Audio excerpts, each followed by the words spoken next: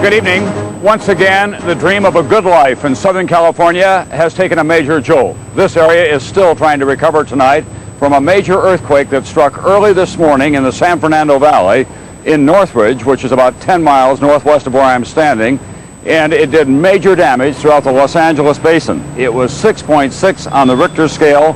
5 major highways have been cut, water supplies threatened, gas mains have exploded, a half dozen communities have exploded in flames, and the death toll has been going up all day long. We begin tonight with a big picture from NBC's Larry Carroll. The quake struck an area where more than 1 million people live. So far, at least 24 people are known dead. Hundreds have been injured. Early estimates of property damage are in excess of $500 million. The force of the quake shut down power grids, plunging thousands of households into darkness. The ceiling fell down. My kitchen is totally destroyed. Gas lines ruptured and fires raced out of control in heavily populated residential communities. 5 homes were consumed instantly when this gas main exploded, sending flames 100 feet into the air. The blast ruptured this water main, but dozens of others were shaken loose by the quake, sending torrents of water into valley streets. The smog mixed with smoke from more than 50 fires, and the extent of the damage began to hit home. Dead inside the rubble of the hillside home were 2 people, one of them this woman's daughter. The quake was centered 10 miles beneath the campus of Cal State Northridge, 25 miles northwest of downtown Los Angeles. At least 1 fire was reported on campus, and 1 dormitory, home to several hundred students, collapsed. Most there were reported to have escaped unharmed. But students housed in this apartment building adjacent to the campus were not so safe. 12 people died when the 2nd and 3rd stories of the complex collapsed to ground level. Also hard hit, the freeway system that serves as many as 13 million people.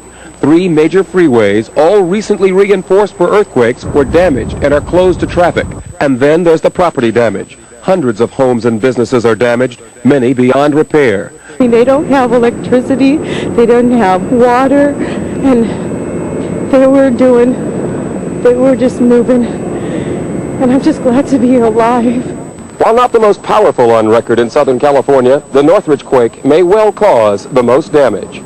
Larry Carroll, NBC News, Los Angeles.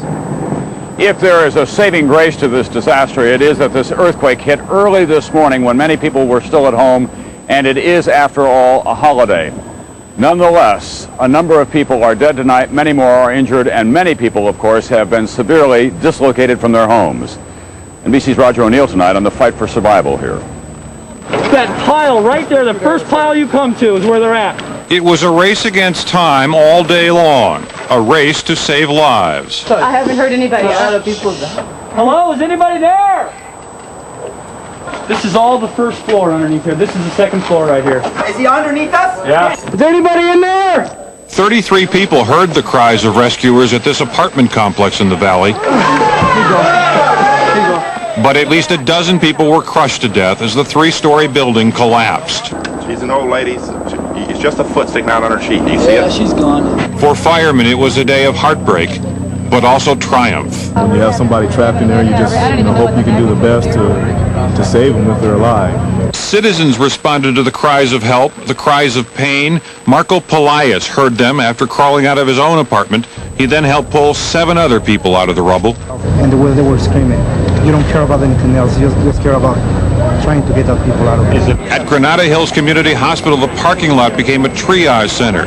Several hospitals had to refuse the injured. Their buildings were too severely damaged. But how did you get the cut with the piano? What it's been like for you this morning?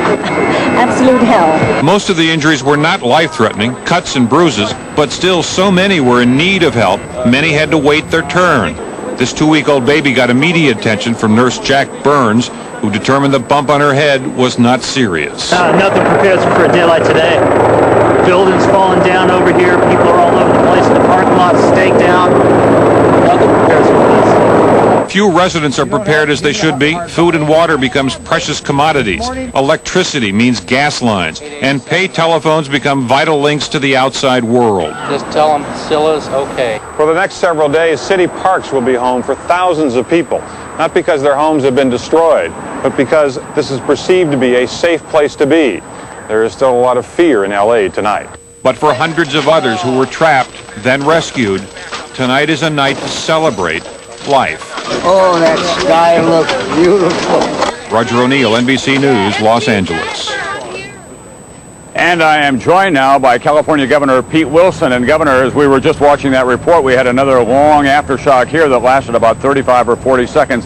What can you tell us now about the extent of the damage throughout the Southern California from property loss alone? Tom, we can't estimate what the property loss will be. It's premature to do that. Our concern right now is safeguarding human life and restoration of service. We are getting some good news. On the other hand, it is going to be probably a long night for a number of people. We will have the necessity, I think, even in areas where we expect to see a restoration of power, it may be a rather fragile structure, so we're urging everybody to have flashlights, candles. We're urging them to boil water. We've simply got to be prepared, and of course there has been damage, structural damage to the freeways. We have to assess how that can be repaired and what we can do by way of alternative routings. Governor, you're beginning to preside over what is a permanent disaster area here in Southern California. With the fires and the riots and now this major earthquake, your economy is already in trouble. How do you begin to dig yourself out of this, given the economic dislocation that is bound to occur? This obviously doesn't help. It will cost money. There will be disruption, particularly as it relates to some surface transportation, but already the California Highway Patrol is figuring out alternative routings for truck traffic and passenger traffic. Power will be restored. If not everyone, they will have it, I think, within a matter of, for most Angelenos, they will have, most of them will have power tonight. Some will be without water overnight. We'll get through it as we've gotten through the other problems, but it sure seems like we're getting more than our share. Thank you very much, Governor Pete Wilson of California. And we'll tell you what the federal government is prepared to do when Nightly News continues in a moment.